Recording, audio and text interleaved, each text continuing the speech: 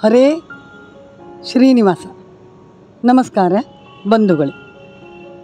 ಭಾದ್ರಪದ ಮಾಸದ ಶುಕ್ಲ ಪಕ್ಷದ ಏಕಾದಶಿ ಅಂದರೆ ಪರಿವರ್ತನಿ ಏಕಾದಶಿಯ ಮಹತ್ವವನ್ನು ಈಗ ತಿಳಿಯೋಣ.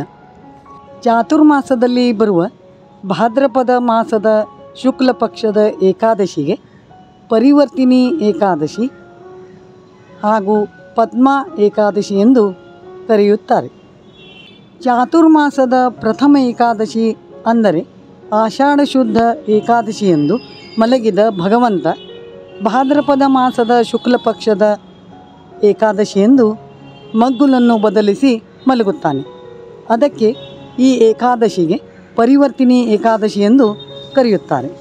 ಈ ಪರಿವರ್ತಿನಿ ಏಕಾದಶಿಯ ಮಾರನೇ ದಿನ ಅಂದರೆ ಭಾದ್ರಪದ ಶುದ್ಧ ದ್ವಾದಶಿ ದಿನ ವಾಮನ ರೂಪಿ ಭಗವಂತನು ಅವತಾರ ಮಾಡುತ್ತಾನೆ. ಅದಕ್ಕೆ ಅಂದು ವಾಮನ ಜಯಂತಿ ಎಂದು ಕರೆಯುತ್ತಾರೆ. ಅಂದು ವಾಮನ ರೂಪಿ ಭಗವಂತನನ್ನು ವಿಶೇಷವಾಗಿ ಆರಾಧಿಸಬೇಕು. ಪುರಾಣದಲ್ಲಿ ಈ ಏಕಾದಶಿ ಬಗ್ಗೆ ಒಂದು ಕಥೆ ಬರುತ್ತದೆ. ಬಲಿಚಕ್ರವರ್ತಿ ಎಂಬ ಒಬ್ಬ ರಾಜನಿದ್ದನು. ಅವನು ಶ್ರೀಕೃಷ್ಣನ ಪರಮ ಭಕ್ತನಾಗಿದ್ದನು. ನಿತ್ಯವೂ ವಿಷ್ಣುವಿನ ಪೂಜೆ, ಬ್ರಾಹ್ಮಣರ ಆರಾಧನೆಯನ್ನು ಮಾಡುತ್ತಿದ್ದನು. ಆದರೆ ಇಂದ್ರನನ್ನು ದ್ವೇಷ ಮಾಡುತ್ತಿದ್ದನು. ಬಲಿಚಕ್ರವರ್ತಿಯು ಇಂದ್ರನನ್ನು ಓಡಿಸಿ ಇಂದ್ರನ ಸಿಂಹಾಸನದ ಮೇಲೆ ಕುಳಿತುಕೊಂಡ.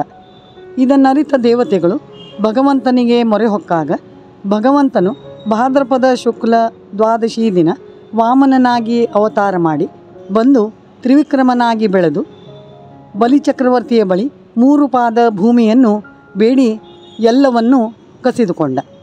ವಾಮನ ರೂಪಿ ಭಗವಂತನು ತ್ರಿವಿಕ್ರಮನಾಗಿ ಬೆಳೆದು 1 ಪಾದದಿಂದ ಭೂಮಿಯನ್ನು, 1 ಪಾದದಿಂದ ಆಕಾಶವನ್ನು ಅಳೆದು 3ನೇ ಪಾದವನ್ನು ಎಲ್ಲಿಡಲಿ ಎಂದು ಬಲಿಯನ್ನು ಕೇಳಿದಾಗ ಬಲಿಯು ತನ್ನ ತಲೆಯನ್ನು ತೋರಿಸಿ ತನ್ನ ಸರ್ವಸ್ವವನ್ನೇ ಸಮರ್ಪಣೆ ಮಾಡುತ್ತಾನೆ.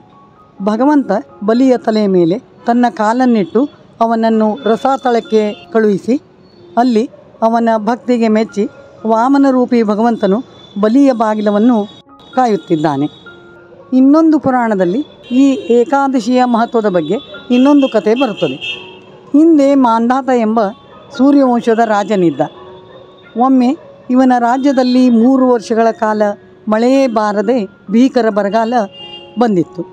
ಆಹಾರಕ್ಕಾಗಿ ಜನ ಬಹಳ ಕಷ್ಟಪಡುತ್ತಿದ್ದರು. ಆಗ ಮಾಂಧಾತ ರಾಜನು ಬಹಳ ದುಃಖಿತನಾಗಿ ಕಾಡಿನಲ್ಲಿ ಸಂಚರಿಸುತ್ತಿದ್ದಾಗ ಅಂಗೀರಸ ಋಷಿಗಳು ಭೇಟಿಯಾಗಿ ಈ ಭಾದ್ರಪದ ಶುಕ್ಲ ಏಕಾದಶಿಯಂದು ಉಪವಾಸ ಮಾಡಿ ಭಗವಂತನ ಆರಾಧನೆಯನ್ನು ಮಾಡಿದರೆ ರಾಜ್ಯದಲ್ಲಿ ಮಳೆ ಬೆಳೆ ಆಗಿ ಸುಭಿಕ್ಷೆ ಉಂಟಾಗುತ್ತದೆ ಎಂದು ಹೇಳುತ್ತಾರೆ.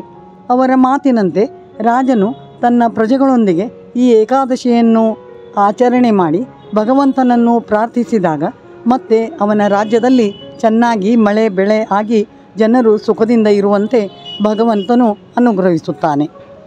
ಹೀಗೆ 2 ಪುರಾಣಗಳಲ್ಲಿ ಬರುವ ಈ 2 ಕಥೆಗಳಿಂದ ನಾವು ತಿಳಿದುಕೊಳ್ಳಬೇಕಾದುದೇನೆಂದರೆ ಭಾದ್ರಪದ ಶುಕ್ಲ ಏಕಾದಶಿಯನ್ನು ನಾವು ಭಕ್ತಿಯಿಂದ ಆಚರಣೆ ಮಾಡಿ ವಿಷ್ಣುವನ್ನು ಆರಾಧಿಸುವುದರಿಂದ ನಮ್ಮ ಎಲ್ಲ ಪಾಪಗಳು ಪರಿಹಾರವಾಗುವುದಲ್ಲದೆ ನಮ್ಮ ದೇಶದಲ್ಲಿಯೂ ಮಳೆ ಬೆಳೆ ಆಗಿ ಒಳ್ಳೆ ಸುಭಿಕ್ಷೆ ಉಂಟಾಗುತ್ತದೆ.